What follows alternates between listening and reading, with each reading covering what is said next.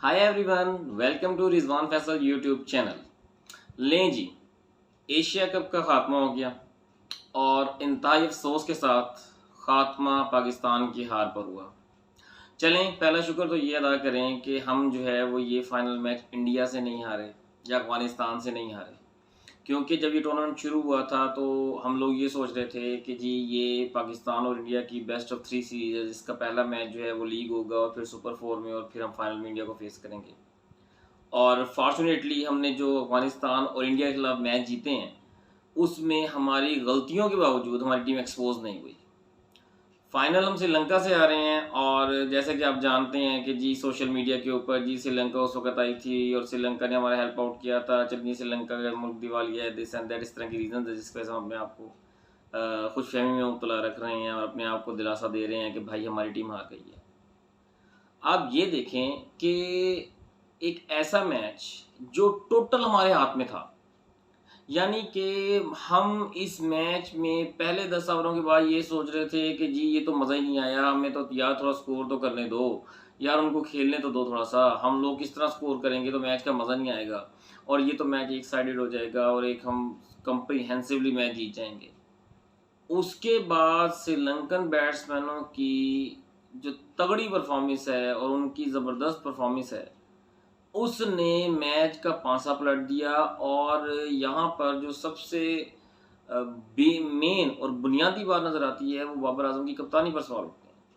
यानी आप ये देखें कि आप दूसरी टीम को मौका फराहम कर रहे हैं कि भाई आप दोबारा रिकवर करें और रिकवर करने के बाद हम पर हावी हो जाएं। दुनिया की हर जानदार टीम, हर अग्रेसिव कप्तान का ये स्टाइल होता है कि जब एक टीम मरी हुई है, जब एक टीम ख़त्म हो रही है तो आप उस टीम को ख़त्म करके उसकी जो है वो बैटिंग लाइनअप जो है वो ख़त्म करके हम आखिरी रिकग्नाइज प्लेयर को क्यों वक्त दे रहे हैं कि वो स्कोर करें। और उन्होंने जो है मुकम्मल शॉट्स खेली और उन्होंने पूरा भरपूर अंदाज में स्टेडियम्स के चारों तरफ स्ट्रोक्स खेले। हमने क्यों नहीं अटैकिंग क्रिकेट खेली उस वक्त, क्यों उनको स्कोर करने दिया गया। और फिर एक सवाल जो पता नहीं किसकी इसकी समझ में उसका जवाब आएगा, क्योंकि किसी के पास उसका जवाब ही नहीं बनता कि आप मोहम्मद नवाज को जो कि ऑलराउंडर है आप उससे सिर्फ एक ओवर करवा रहे हैं। मतलब क्या, कौन सी प्लानिंग है आपकी और कौन सी क्रिकेटिंग सेंस है आपकी कि आप मोहम्मद हसनैन को जो 3 ओवर में 33 रन दे चुका था आप उसको जो है वो दोबारा से चौथा ओवर दे रहे हैं, लेकिन हसनैन को आप ओवर नहीं करवा रहे कि जी आखिरी ओवर्स में स्पिनर जो है मार खाएगा और स्पिनर जो है हिट करेगा। और आपकी बैटिंग लाइनअप का जो तहस नहस है वो एक स्पिनर नहीं किया। ठीक है, चलें हम शादाब के कैच की बात कर लेते हैं। 2 कैच शादाब ने छोड़े, पहला कैच छूट गया उससे और दूसरा कैच आसिफ अली का था, उसके हाथ में आया, लेकिन शादाब पिछले कैच का अजाला करने के लिए जो है वो डाइव लगाया और वो जो है बाउंड्री भी हो गई, कैच भी छूट गया। शादाब एक अच्छा फील्डर है और फॉर्चुनेटली वो चीज़ें उसके साथ नहीं हुई, हमने मान ली चीज़ों को लेकर। लेकिन बाबर आजम की कप्तानी कहाँ स्टैंड कर रही है? यानी हम देख रहे हैं कि पूरे एशिया कप में स्पिनर्स जो हैं वो, मुझे ये बताने की और रिवाइज करने की ज़रूरत नहीं है कि स्पिनर्स जो है वो बुनियादी किरदार अदा कर रहे हैं, स्पिनर्स ही टीम को लेके आगे चल रहे हैं और स्पिनर्स ही, हम अफगानिस्तान के मैच के खिलाफ हमें स्पिनर्स ने कंट्रोल में दिलाया मैच का। इंडिया में रोहित शर्मा की तेज़ बैटिंग के बाद हमें स्पिनर्स मैच में लेकर आए। ठीक है जी, इंस्पाइट ऑफ दैट हमने क्या किया कि हमने स्पिनर, हमने इफ्तिखार अहमद से 3 ओवर करवा लिए, हमने जेन्युइन स्पिनर से ओवर नहीं करवाए। और फिर एक बहुत बड़ा सवाल, खुशदिल शाह जो कि पीएसएल में मुल्तान सुल्तान की जानिब से पूरे पूरे ओवर कर रहा है, हमने यहाँ उससे 1 ओवर भी नहीं करवाया। मतलब बाबर आजम की कप्तानी यहाँ पर बहुत बड़े क्वेश्चन खड़ी कर रही है कि बाबर आजम पर मुसलसल तनकीद हो रही है उसकी अपनी परफॉर्मेंस की वजह से कि जी एशिया कप के किसी मैच में उसने स्कोर नहीं किया। और हर गुजरते मैच के साथ जिस तरह कोहली पर प्रेशर बढ़ रहा था, इसी तरह इस पर प्रेशर बढ़ रहा था। वो प्रेशर नज़र आया जब आज एक वाइड बॉल के ऊपर इसने फ्लिक किया और ये जो है वो शॉर्ट थर्ड में, शॉर्ट फाइन लेग की तरफ जो है इसने कैच थमा दिया। अब हम बात करते हैं कि ठीक है जी, आपने 170 का टोटल खा लिया, आपने 10 ओवर में 5 आउट करने के बाद 68 पर आपने जो है वो एक नेक्स्ट 10 ओवर्स में 110 जो है वो आपने स्कोर खा लिया। आपसे गलती हो गई, आपने लूज कर दिया, लेकिन इसका क्या मतलब है कि आप अपनी बैटिंग जब आप स्टार्ट करते हैं तो आप इतना प्रेशर लेकर आए हुए हैं अपने साथ कि आपके साथ खेला ही नहीं जा रहा। यानी गजब खुदा का कि आलमी नंबर 1 बैट्समैन क्रीज पर मौजूद है और वो 16 ओवर्स तक क्रीज पर रहता है और टीम मैच हार जाती है। ठीक है, मतलब किसी क्लब क्रिकेट की भी ये सेंस नहीं होती, क्लब लेवल की क्रिकेट की भी ये सेंस नहीं होती। ठीक है जी। अच्छा, बाबर आजम सिर्फ इसी मामले में है, पिछले मैच में भी श्रीलंका में वो स्ट्रगलिंग करता नजर आया कि जी किस तरह मैं स्कोर कर लूँ, टीम जैसे भी जाए मैं स्कोर कर लूँ। इस मैच में भी उसके जहन के ऊपर, उसकी बॉडी लैंग्वेज के ऊपर ये बात साफ नजर आ रही थी कि जी सिर्फ मैं स्कोर कर लूँ, टीम के साथ जो मर्जी हो, और उसी चक्कर में वो आउट हो गया। 2 आउट, मतलब फखर जमान समझ से बाहर है कि वो कब फ्रंट फुट का इस्तेमाल करना सीखेगा। आपने चैंपियंस ट्रॉफी में स्कोर एक सेंचुरी कर ली, उसके बाद आपने कुछ मैचेस में जो है ना वेटिंग कर ली, मतलब आपकी अभी तक 4-5 साल हो गए हैं, आपकी टेक्निक ही दुरुस्त नहीं हुई। आपको फ्रंट फुट का नहीं पता, आपको बैक फुट का नहीं पता, आपको ये नहीं पता कि फास्ट बॉलर को कैसे खेलना है, स्पिनर को कैसे खेलना है। वो आपके लिए जो है वो बॉलर एक तरह से फरमाइशी प्रोग्राम चलाया जाएगा जी, फखर जमान साहब आ गए नहीं, सिर्फ आप जो है वो फला बॉलर को लेकर आए तो फिर हम मैच को जीत सकते हैं, अदरवाइज हम नहीं जीत सकते।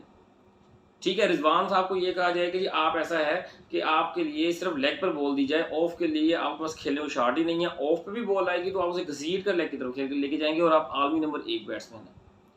मतलब दुनिया में जो T20 क्रिकेट का एक तरीका है वो ये है कि आप अगर 2 खिलाड़ी आउट हो गए हैं, आप 1 ओवर उसका प्रेशर ले लो, 2 ओवर उसका प्रेशर ले लो, और जो जेन्युइन टीमें हैं, जो तगड़ी टीमें हैं, वो इस बात का प्रेशर ही नहीं लेती। आप जरा देखिए अपना सेमीफाइनल याद करें 2021 का, जिसमें हम हारे हैं, कि जब मैक्सवेल भी आउट हो गया, ऑस्ट्रेलिया के 5 आउट हो गए, तो वेड और स्टोनिस ने किस तरह से मैच आपके मुंह से वो लेकर गए थे मैच। उन्होंने तो ये नहीं कहा कि हमारे तो 5 आउट हो गए, और आज के मैच में आप देखें श्रीलंकन बैट्समैन ने तो ये नहीं देखा कि यार हमारे 5 आउट हो गए हैं और हम तो मैच किस तरह लेकर जाएं। यहाँ पर 2 आउट हुए हैं और उसके बाद जो है वो एक उधेड़ उम्र के बैट्समैन को भेज दिया गया जिसने रन बॉल बड़ी मुश्किल से किया। अगर वो 1-2 छक्के उसके निकाल दिए जाएं तो रन बॉल बड़ी मुश्किल से कर रहा है। रिजवान साहब जो है वो पूरे टूर्नामेंट में, मैंने पहले भी अपने वीलॉग में ये बात की थी कि रिजवान स्कोर कर रहा है, लेकिन रिजवान इस तरह से स्कोर कर रहा है कि बाकी पूरी टीम प्रेशराइज हो जाती है।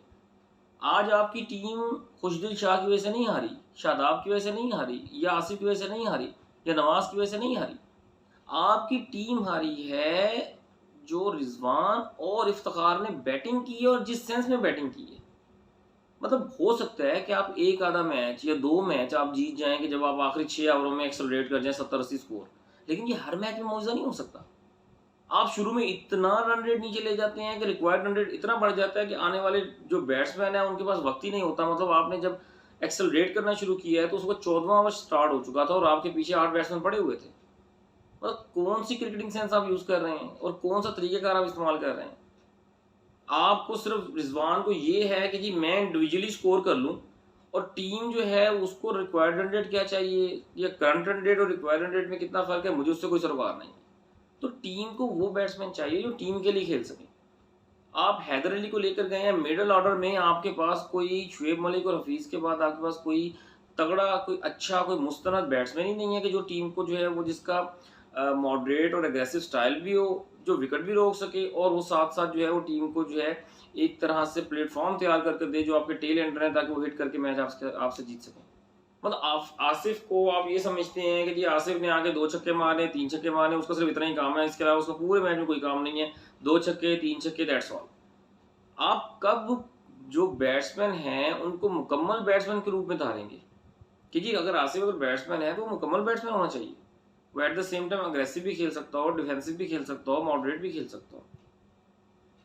पूरे इस टूर्नामेंट में जो मैच आपने जीते हैं, फ्रैंकली स्पीकिंग, अफगानिस्तान का मैच आप अपनी गैर संजीदगी की वजह से वो मैच हार चुके थे। नसीम शाह ने एक उसकी फॉर्चुनेट, और आपका पूरा पूरा मुल्क जो है वो जी नसीम शाह भाई, उसने 2 छक्के मार दिए, वो 2 छक्के फॉर्चुनेट थी। ठीक है, वो आउट भी हो सकता था उन्होंने किसी एक बॉल पे। मतलब आप 130 का टोटल आपसे नहीं हो रहा था। इंडिया के मैच में आपने नवाज को 2 डाउन भेजा था और उसने 20 गेंदों पे 42 स्कोर किया था। वही इनिंग्स आज इफ्तिखार को खेलनी चाहिए थी, या वहीं पे नवाज को भेज देते। आप एक पहले तजर्बा कर चुके थे, लेकिन आपकी कप्तानी, आप चूंकि खुद रन नहीं कर रहे, आप खुद प्रेशराइज हैं, तो इसलिए आपको समझ नहीं आ रही कि आपने करना क्या है।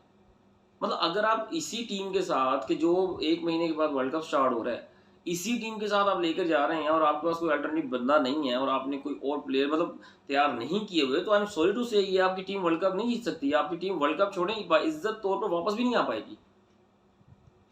तो जरूरत है एशिया कप में फाइनल, बहुत अच्छी बात है कि पाकिस्तान हार गया है, क्योंकि अगर पाकिस्तान ये फाइनल जीत जाता तो मुमकिन है कि बहुत सारी गलतियां कोताहियां जो कि इनको नजर आनी चाहिए और शायद अब नजर आ जाएं, उन पर इनकी नजर ही ना पड़ती।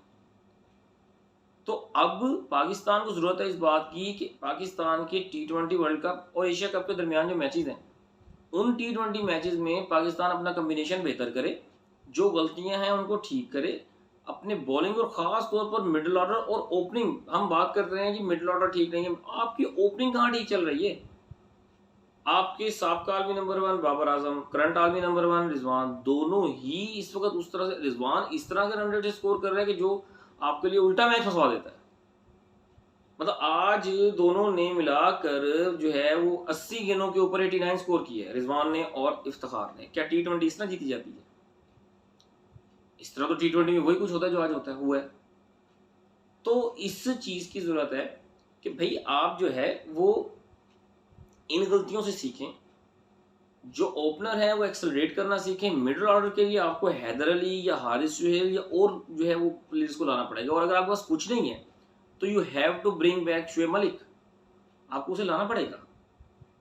मतलब आपको अपना टेल एंडर जो है वो, आप हसनैन पूरे पूरे एशिया कप में क्या कर रहा है? सिर्फ तेज बॉल करने से तो आप मैच अच्छे बॉलर नहीं बन सकते। आपको श्रीलंकन बॉलर, मतलब क्रेडिट गोज टू श्रीलंका, उसने बताया कि वो क्यों चैंपियन बने हैं, वो डिजर्व करते हैं चैंपियन बनना। उन्होंने इंतहाई शानदार जो है वो परफॉर्मेंस दी है और इंतहाई शानदार अंदाज से उन्होंने मैच को जीता है, और वो डिजर्व करते थे। मतलब पाकिस्तान ये मैच जीतना डिजर्व ही नहीं करता। और ये चीजें आप अगर कंटिन्यू करेंगे तो फिर नेक्स्ट टाइम फिर यही इसी तरह के नतीजे की आप उम्मीद रख सकते हैं। आप अपनी गलतियों से अगर सबक नहीं सीखेंगे तो आप एक तरह के एक मैच आप मौजे से जीत सकते हैं 2 मैच में, लेकिन मौजे रोज रोज नहीं हुआ करते। सो जरूरत इस समझ की है कि आप इस गलतियों से को सुधारें और T20 वर्ल्ड कप के लिए एक अच्छा कॉम्बिनेशन जनरेट करें, ताकि पाकिस्तान टीम जो है वो कुछ अच्छी परफॉर्मेंस देकर वापस आए।